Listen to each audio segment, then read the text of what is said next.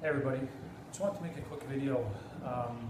I've been getting a lot of inquiries lately, in the last few months specifically from various friends that own rental properties. And the common question has been coming up, how do I get rid of tenants that don't pay their rent?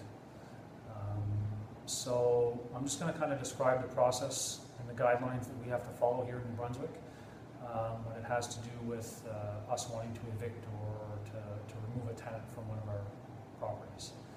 So the first thing that I will often ask is, did you register the security deposit with the rentalsman? Oftentimes, smaller landlords or private owners unfortunately don't register their security deposits with the rentalsman. Now, that's fine. From a property manager's perspective, and a guy that owns a property management company, we can't do that just simply because of the volume and the number of units we have. But for a private owner, I can understand the logic of doing so. However, you got to understand that if you don't register these deposits, you can get fined for it. And another issue that comes up is when you want to get rid of a tenant legally. Or if you have a tenant that's maybe squatting or that's giving you a hard time and they don't want to leave and they haven't paid you rent. So if you're going to follow the official process and guidelines of how to get rid of a tenant, the first thing that you have to do is submit a notice to vacate.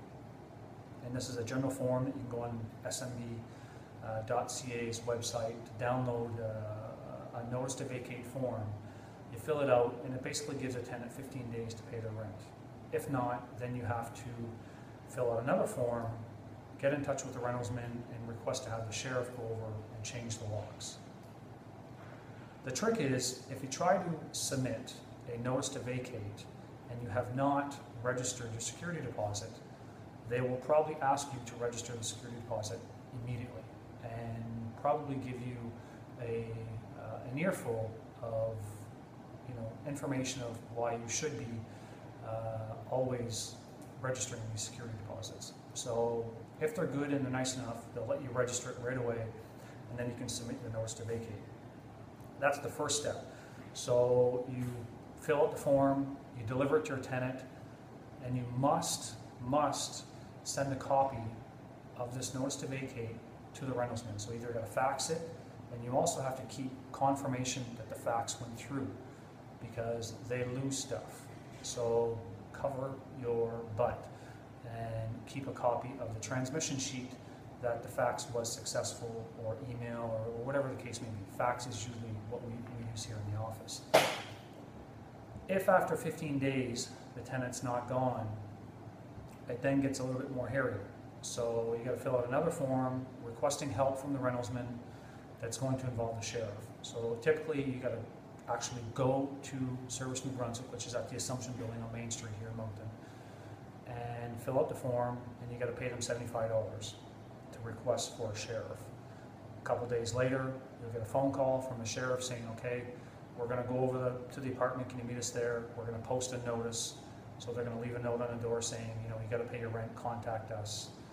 They'll usually wait a couple days. If you don't hear anything, then the sheriff will actually go and change the locks.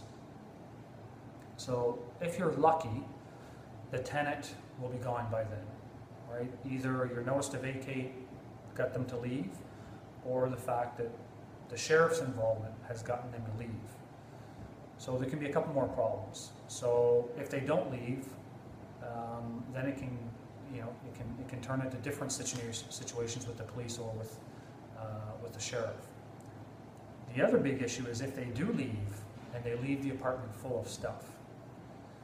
So, as an owner or property manager, you have to yet fill out another form to request that the contents be removed.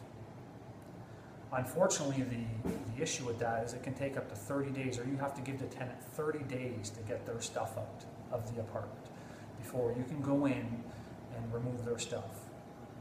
So legally, even if the tenant is gone and they've left stuff there, you are not supposed to go into the apartment and remove or throw out their belongings. Even though you probably want to, you just can't do that.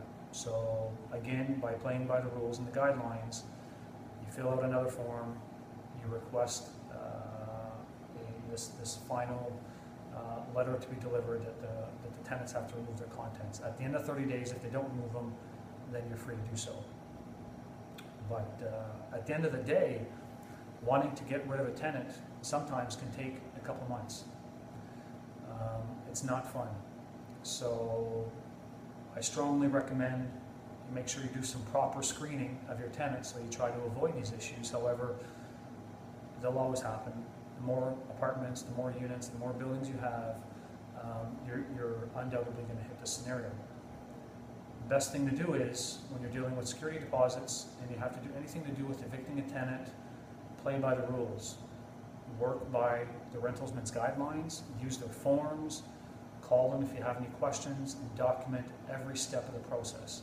Because if it goes to small claims, or if you have to go in front of a board at the rentalsman, they will require written documentation and communication on every aspect of what's happened. We've been there a number of times. I was recently there a few months ago on a case, and luckily we had done what we should be doing. Everything was documented. It was very cut and clear on the warnings that we gave the tenants, the letters that we delivered, the fax confirmations that we sent and we received from the rentalsman. So we very easily won our case against the tenant. So if you want to get the tenants out quickly and as efficiently as possible, play by the rules and submit your stuff to the rentalman. Thanks.